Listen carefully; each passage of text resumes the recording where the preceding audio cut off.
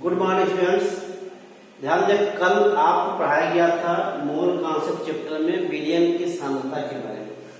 इसमें चार पदों में व्यक्त करते हैं विलयन की सांद्रता को नॉर्मलता के रूप में, पिछला बता दिया गया है।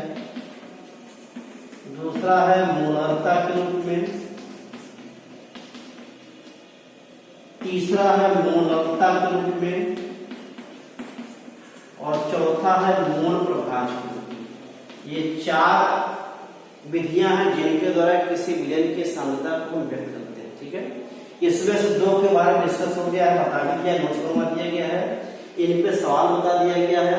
इन दोनों में संबंध है, माने एन और एम में रिलेशन क्या होगा वो बता दिया गया है, उस पे सवाल बताएंगे। ये सवाल में एन की वैल्यू दी है, एम की वैल्यू निकालना होगा, तो यह रिलेशन से बता दिया है, उसके अकॉर्डिंग आप निकाल सकते हो। या एम की वैल्यू दी है, एन निकालना, उसका रिलेशन बता दिया गया है, उस फार्मूले को अप्लाई करेंगे और उस वैल्यू को ज्ञात करेंगे। ठीक है, आज हम तीसरा टॉपिक शुरू करते हैं मोललता के रूप में। मोललता क्या होती है इसकी परिभाषा सुनिए, मैं लिख भी रहा हूं ब्लैक बोर्ड पर, फिर सवाल शुरू करते हैं। ठीक है, मोललता के रूप में तीसरा हेडिंग है मोललता के रूप में क्या सांद्रता व्यक्त करना, इन मोलरिटी। ठीक है, अब यहां देखिए, चूंकि नॉर्मलता और मोलरता ताप पर निर्भर होते हैं, क्योंकि उसमें आयतन इन्वॉल्व होता है। मोलरता में आयतन इन्वॉल्व नहीं होता, इसलिए इसके ताप पर कोई प्रभाव नहीं पड़ेगा। ताप बढ़ाएंगे मोलरता अप्रभावित होती है, जबकि ताप में परिवर्तन करने पर विलयन की नॉर्मलता अथवा मोलरता प्रभावित होती है। क्यों? क्योंकि इसमें वॉल्यूम इन्वॉल्व है। यहां देखिए परिभाषा, किसी विलायक के 1 किलोग्राम भार 1 kg लिखा गया है, किसी विलायक के 1 किलोग्राम भार में उपस्थित पदार्थ के मोलों की संख्या को विलयन की मोलरता कहते हैं। बहुत ध्यान दीजिएगा, किसी विलायक के 1 किलोग्राम भार में उपस्थित पदार्थ के मोलों की संख्या को विलयन की मोलरता कहते हैं। अतः लिख सकते हैं, अतः मोलरता बराबर होता है पदार्थ के मोलों की संख्या बटे में विलायक का भार किलोग्राम। ठीक, अब आप जानते हैं किसी पदार्थ के मोलों की संख्या बराबर होता है पदार्थ का भार बटे में अनुपात। आप लिख सकते हैं, अतः मोलरता बराबर हो जाएगा पदार्थ का भार बटे में अनुभार, अब पूरे बटा हो जाएगा विलायक का भार। ठीक है, इसमें लेते हैं हमेशा। ये फार्मूला फाइंड आउट हो गया। इस फार्मूले की हेल्प से हम कुछ सवाल बताते हैं, सवाल लगा सकते हैं। नोट कर लीजिए। फिर सवाल देखिए, इस पर क्या है,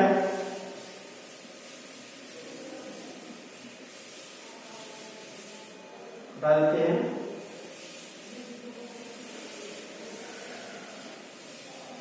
एक प्रॉब्लम या न्यूमेरिकल नोट करिएगा, सवाल लिखिएगा। एग्जाम्पल, 58 ग्राम एसीटोन को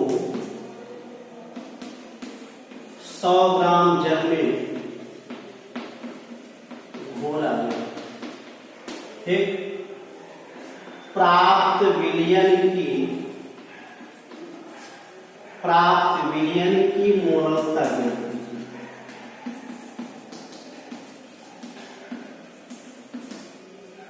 सवाल ध्यान दीजिए, सवाल में क्या क्या दिया गया है और आपको क्या निकालना है। सवाल में दिया है विलेय पदार्थ एसीटोन विलायक जल। अब आपको निकालना क्या है, मोललता निकालना है, क्योंकि सवाल में फार्मूला आप जानते हैं, मोललता बराबर होता है पदार्थ के मोलों संख्या बटे विलायक का भार किलोग्राम। विलायक यहाँ क्या है, जल है, विलेय पदार्थ क्या है, एसीटोन। एसीटोन हल करिए सवाल को, देखिए कैसे हल करते हैं। एसीटोन फार्मूला क्या होगा, CH3COCH3। इसका भार दिया है 5.8 करिए, 5.8 ग्राम दिया गया, ठीक है।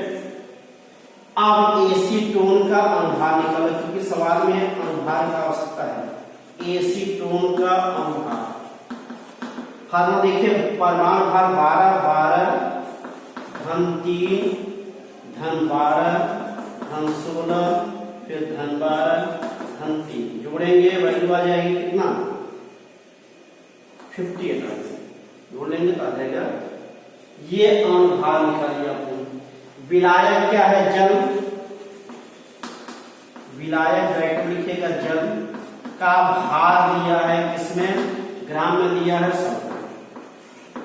फार्मूले में विलायक के भार को हमेशा लेते हैं किलोग्राम में, इसको चेंज कर लीजिए किलोग्राम में। ये 100 बटे में कितना हो जाएगा, 1000 किलोग्राम। ये वैल्यू आ गई किलोग्राम। अब फार्मूला अप्लाई करिए, अतः मोललता बराबर हो जाएगा, एक बार फार्मूला लिख लीजिएगा, पदार्थ का भार बटे में अनुभार गुणित विलायक का भार किलोग्राम। ठीक, ये फार्मूला होता है। वैल्यू रखिए, भार दिया है 5.8, अनुभार 58 होता है, और विलायक का भार दिया है 100 ग्राम। 1000 पर नीचे है, ऊपर चला जाएगा, ये हो जाएगा 1000 ऊपर चला गया, काट दीजिए, ये कट जाएगा, 10 से गुणा करेंगे, 10 में हट जाएगा, 1 आ जाएगा मोल प्रति केजी। माने इस विलयन का मोललता कितनी आ जाएगी, 1 मोल प्रति केजी आ जाएगी, ठीक है। नोट कीजिए, ध्यान दें आगे। विलयन की सांद्रता को व्यक्त करने की चौथी विधि है मोल प्रभाज के रूप में। परिभाषा नोट करते हैं, हम लिख भी लेते हैं। मोल प्रभाज क्या होता है, विलयन में 2 घटक होते हैं, विलेय प्लस विलायक। तो विलयन के किसी घटक का मोल प्रभाव उस घटक के मोलों की संख्या तथा विलयन के कुल मोलों की संख्या के अनुपात के बराबर होता है। नोट कर रहे हैं, विलयन में किसी घटक का मोल प्रभाव उस घटक के मोलों की संख्या, उस घटक के मोलों की संख्या तथा विलयन के कुल मोलों की संख्या, विलयन के कुल मोलों की संख्या के अनुपात के बराबर, के अनुपात के बराबर होता है। अर्थात आप लिख सकते हैं, क्या हो जाएगा, हम विलयन के 2 घटक होते, विलेय प्लस विलायक। आप लिखें पहले, अतः विलेय का मूल प्रभाव हो जाएगा बराबर हो जाएगा विलेय के मूलों की संख्या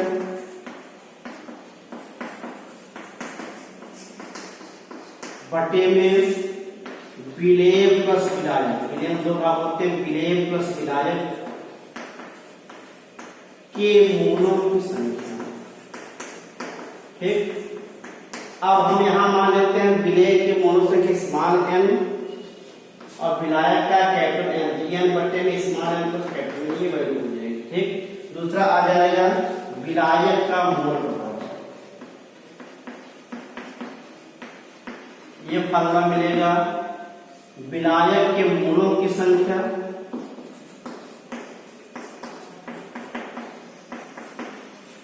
बटे में विलेय प्लस विलायक के मोलों की संख्या। ये फार्मूला मिल गया दोनों का। अब इस पे एक सवाल बताते हैं, n बटे में n प्लस। अब आप जानते हैं, आप लिख सकते इस मान n बराबर दिया होता माना गया विलेय का मोल प्रभाव, विलेय के मोलों की संख्या, और कैपिटल N बराबर क्या होता है विलायक को माना गया है विलायक के मोलों की संख्या। ठीक, ये होती है, नोट कर लीजिएगा। इस पे सवाल एक बताते हैं फिर टॉपिक पूरा हो जाएगा। ध्यान दें, मोल प्रभाव में पहला निम्नलिखित है 10% यूरिया बिलियन में यूरिया के मोल प्रभाव की गणना कीजिए। सवाल में यूरिया क्या है, विलेय पदार्थ है, विलायक क्या है, जल। परसेंट दिया है, परसेंट माने क्या होता है विदिन 100। हम मान लेते हैं जल की मात्रा कितनी हो जाएगी 100 हो जाएगा। 100 लेंगे तो उसमें 100 में 10 ग्राम क्या है यूरिया है और 90 ग्राम बचेगा जल का भार। आप लिखिएगा यूरिया